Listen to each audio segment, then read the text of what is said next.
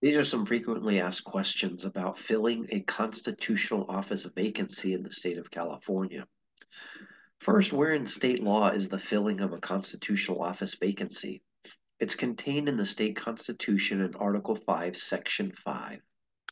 What are the 9 constitutional offices in California?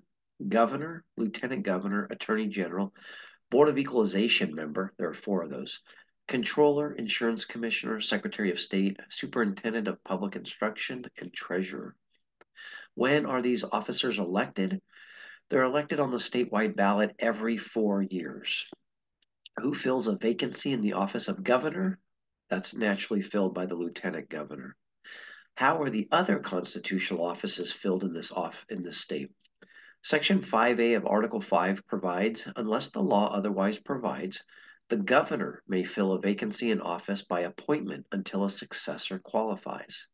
As a result, the other constitutional offices are filled by a gubernatorial appointment.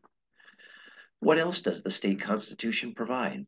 In Section 5B of Article 5, it says in part, wherever there's a vacancy in the office of the superintendent of public instruction, the lieutenant governor, secretary of state, controller, treasurer, or attorney general, or on the state board of equalization, the governor shall nominate a person to fill that vacancy. How does a gubernatorial appointment actually work? Well, again, Section 5B of Article 5.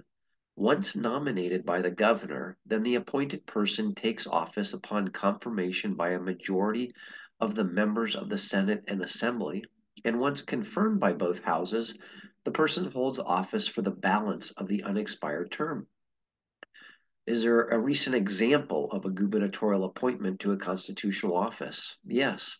In 2021, for example, after former Secretary of State Alex Padilla was named a United States Senator to fill the vacancy created by the election of former U.S. Senator Kamala Harris to become Vice President of the United States, Governor Gavin Newsom named former Assembly member Dr. Shirley Weber to fill that vacancy. And thereafter, both the Assembly and Senate voted to confirm her nomination to be Secretary of State. Now, what happens if one or both houses do not confirm a gubernatorial appointment?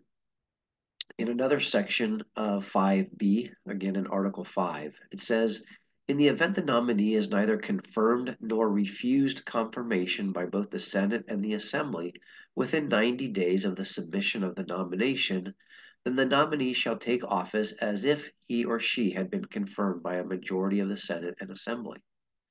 As a result, if the gubernatorial nominee is not confirmed by either house or neither house rejects the nominee within 90 days, then the nominee takes that office. Now, what happens if a gubernatorial appointee is confirmed by only one house and the nomination is rejected by the other house? This was the state of the situation in 1988 when the California Supreme Court decided Lundgren versus Deukmejian. The High Court said, we conclude that Section 5B requires confirmation by both houses of the legislature unless it fails to act on a nomination within 90 days, in which case the nominee is deemed to be confirmed under the second sentence of this provision. When, as here, one house votes to disapprove a nominee, then the nominee is rejected, just as in other matters requiring legislative action. What happens if the 90-day review period concludes while the legislature is out of session? If the 90-day period ends during a recess, then the period is extended until the 6th day following the day on which the legislature reconvenes. Are there any California statutes on California office vacancies? Yes, in addition to Section 5 of Article 5, there are provisions in the Government Code, Title 1, Division 4, Chapter 4, Article 2. And these provisions are in Government Code sections 1770 to 1782. So what does Government Code section 1770 provide? It specifies the different circumstances in which an office becomes vacant, basically on the happening of any of the events occurring before the expiration of the term that are listed in section 1770, and there are 13 such event happenings specified in this particular code section. What does Government Code Section 1775 provide? It deals with vacancies in any of the constitutional officers. It contains the same language from Article 5, Section 5B.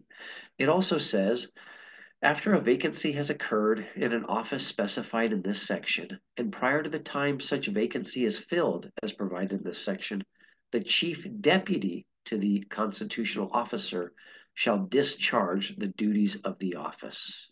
And in fact, that has occurred with the Secretary of State and other constitutional offices filled where the chief deputy acted briefly before the gubernatorial nominee was confirmed by the California State Legislature.